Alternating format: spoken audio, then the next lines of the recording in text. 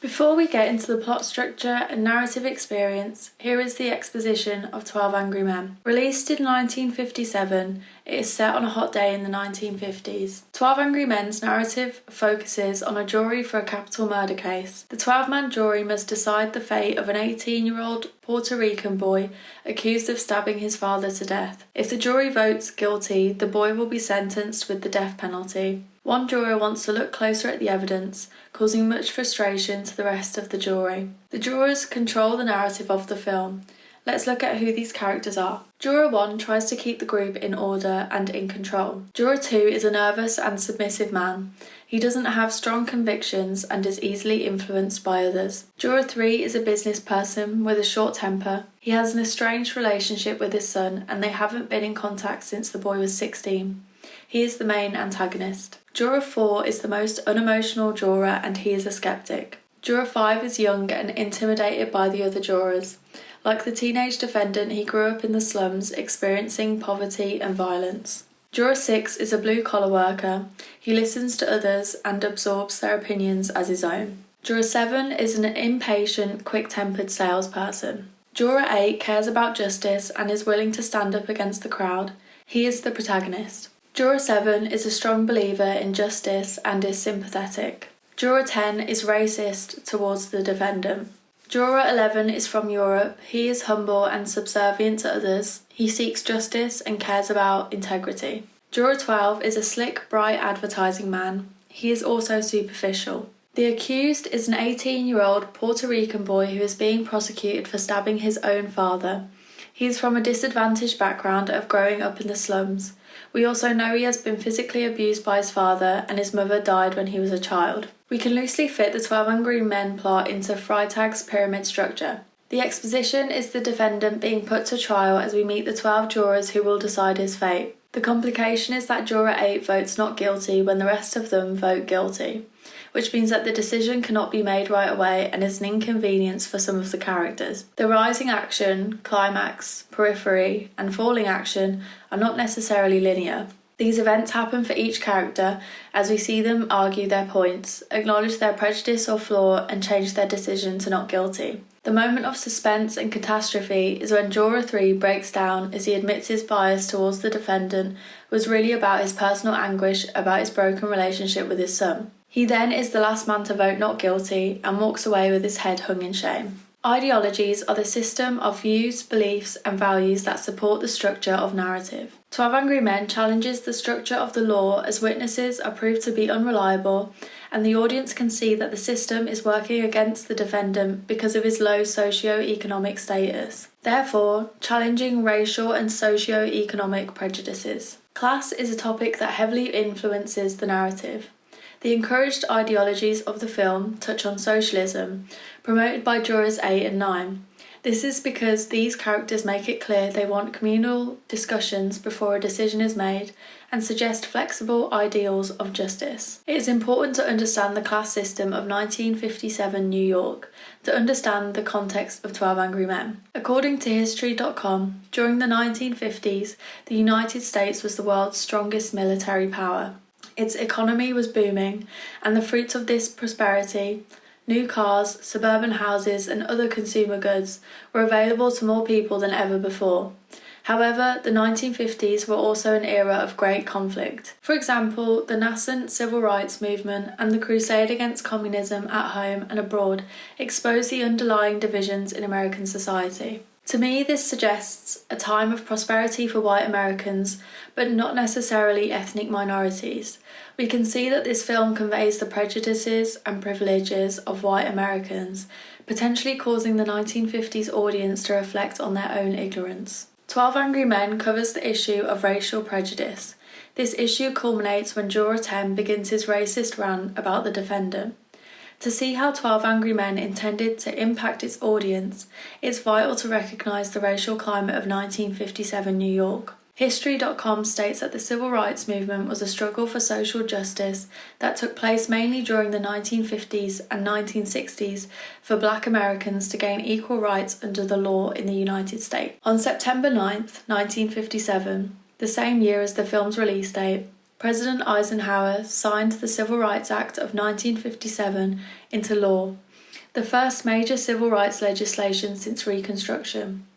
Although there was and still is progress that needed to be made for racial equality, this Civil Rights Act reveals the social progress of the time, and that this topic was prominent in the audience's lives. The Greek philosopher Aristotle's work on poetics provides insight into how narratives are structured into dramatic forms. A large element of the film is anagnorisis, the Greek meaning for recognition, which is the change from ignorance to knowledge, often the climax of the play and often connected to a reversal. In this film, each juror goes through recognition of their personal prejudice and stubborn behaviour, causing them to eventually vote the defendant not guilty. 12 Angry Men begins with 11 guilty votes and 1 not guilty vote, and ends with 12 not guilty votes, providing a symmetrical reversal. There is also the things will never be the same, empire or hero has fallen element of the plot.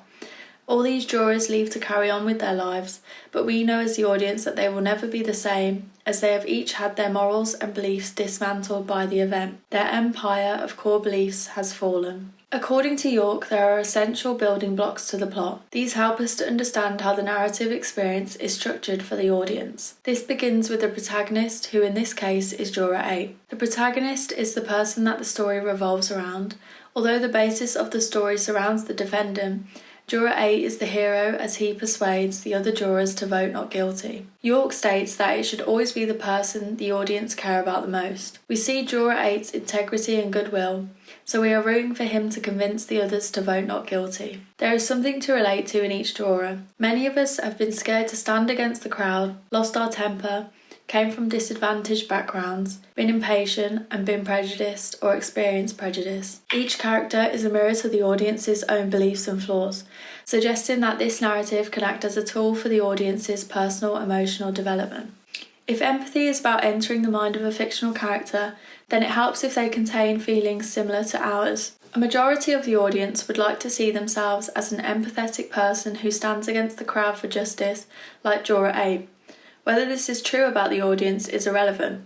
Even if we would just like to relate to the protagonist, we can perceive it from an aspirational perspective. In this case, the protagonist throws the rest of the jurors' world out of kilter. They thought this case would be decided within minutes. Because of Juror 8, they have to spend more time discussing whether the defendant is guilty, when many of them make it clear they would prefer to be doing something else. The antagonist is the thing or person the protagonist must vanquish to achieve their goal. In this case, the main antagonist is Juror 3. York defines the antagonist as the sum total of all the obstacles that obstruct a character in the pursuit of their desires. Juror 3 stops the conversations, he attempts to bully the other jurors into voting not guilty, and has a tyrannical approach. His goal is the opposite of the protagonist. He wants to prove the defendant guilty for his own personal vengeance towards his son leaving him. Rather than wanting justice for the greater good like Juror 8, he wants a twisted justice for himself. Love, home, belonging, friendship, survival, and self-esteem recur continually because they're the subjects that matter to us most. 12 Angry Men covers the bad and good aspects of these values. A need for belonging can turn into racism, like Juror 10, or self-esteem can turn into narcissism, like Juror 3. In 12 Angry Men, we see how each juror may think they're in the right, but their security is also their ignorance. And many of them are threatened by Juror 8 because having to think deeper about the defendant's story threatens their security. It's easier to be logical, follow stereotypes, and believe the most obvious answer. The crisis is described by York as a kind of death. The crisis occurs when the hero's final dilemma is crystallised, the moment they are faced with the most important question of the story. What kind of person are they? In 12 Angry Men, this is not exclusive to the protagonist. The crisis happens to each juror as they fight for what they believe in and either win or lose. The climax occurs when the protagonist finds release from their seemingly inescapable predicament. The climax is the final showdown with the antagonist, the battle in which the hero engages with their dramatic need and overcomes their flaw. In this case, the final showdown is Juror 3's breakdown, where he finally votes not guilty and displays to the audience that his anger was really about his broken relationship with his son. York states that historically the climax has been referred to as the obligatory scene.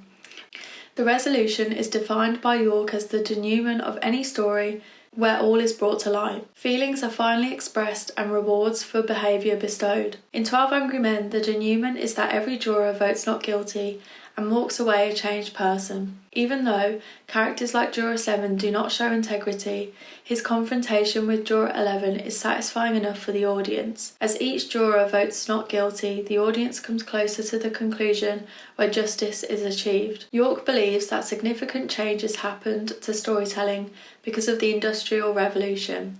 Endings are just as likely to have an open ending, adding an air of uncertainty, and in a godless universe, death doesn't mean what it once did. Although we have peace of mind knowing that the defendant is free, we are not necessarily reassured that every juror will continue their lives with more empathy, and we are not shown if Juror 3 fixes his relationship with his son, so this could be interpreted as an open ending. Dark inversions are a character's flaw that conventional society might term normal or good, a goodness that characters overturn to become evil in their own way. There's a clearly chartable pathway the characters follow, as in pursuit of their goal, their moral centre collapses. This happens to many of the jurors. In pursuit of maintaining their core belief, they lose their empathy and ability to change perspectives. Juror 3 believes that it is wrong that his son left him. He views it as an act of disrespect to him as a father. As a result, he seeks vengeance by punishing the defendant who is accused of killing his father after a physical altercation. Juror 4 prides himself on his ability to only focus on the facts. He is unemotional and thinks this makes him a logical, intelligent and grounded person. As a result, he plays with a young boy's life because of his inability to be sympathetic